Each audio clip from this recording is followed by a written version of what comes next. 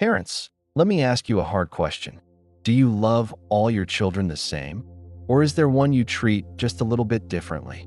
The Bible gives us a powerful warning about favoritism through the story of Joseph and his brothers. What began as a father's special affection turned into jealousy, betrayal, and family division. Today, let's uncover why showing favoritism can destroy families, and how God calls us to a higher standard of parenting, raising every child with equal love, attention, and godly guidance. Every parent has a natural bond with their children, sometimes because of shared interests, birth order, or even circumstances around their birth. We might lean more toward one child. But here's the truth. Favoritism plants seeds of division that can grow into anger, bitterness, and even hatred.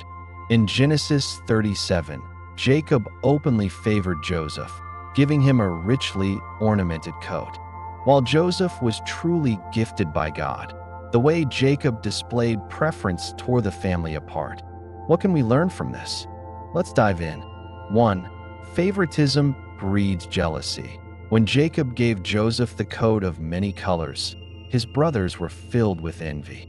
That visible symbol of favoritism told the others, "You're not as valued." Jealousy in children leads to rivalry, resentment, and strained sibling relationships. A wise parent must ensure that love is expressed equally so no child feels second class. 2. It creates division instead of unity. God designed families to be united, to reflect His love. But favoritism divides. Joseph's brothers could not speak peacefully with him because of their father's preference. Children thrive when they know they are equally valued and supported. Favoritism pulls that unity apart, creating a divided home instead of a godly one. 3. It produces bitterness that lasts a lifetime. Think about Joseph's brothers. Their bitterness didn't fade. It grew until they plotted against him. They threw him into a pit and sold him into slavery. Parents, the seeds of favoritism don't just affect childhood. They can scar relationships for decades. As Proverbs 17 verse 17 says, "A friend loves at all times, and a brother is born for adversity." But when favoritism exists, even siblings become enemies. 4. It distorts a child's identity. Favoritism not only harms those left out, it can harm the favored child too. Joseph, though chosen by God, was not ready for the pride that favoritism reinforced. Children who are favored may develop entitlement or arrogance. Meanwhile, the unfavored may battle rejection or insecurity. Both identities are distorted away from God's truth, that each child is fearfully and wonderfully made.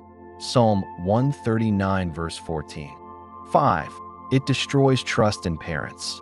Children look to parents for fairness and justice. When favoritism shows, trust is broken. A child may wonder, if mom or dad loves my sibling more, am I truly loved? That lack of trust can distance a child not only from parents, but also from God, because parents are the first example of unconditional love they see. 6. It hinders God's purpose in the family. God entrusted children to parents to raise them for His purpose. Joseph was chosen by God to preserve his family, but favoritism almost derailed that plan. Imagine if unity had existed. How much pain could have been avoided?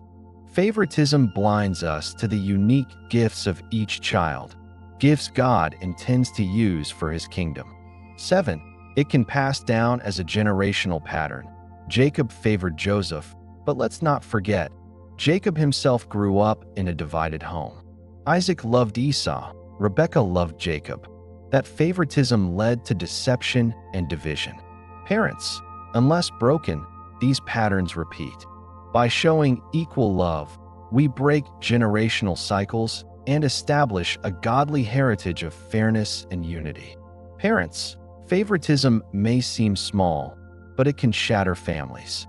Joseph's story warns us of the dangers, yet it also shows us God's grace, that He can redeem even broken families. But why wait for redemption when you can prevent the pain? Love your children equally. See their unique calling. and raise them to know that in your heart and in God's heart, there is no favoritism, only unconditional love. If this message blessed you, don't forget to like this video, subscribe for more biblical parenting insights, and share it with another parent who needs this reminder. Together, let's raise a godly generation.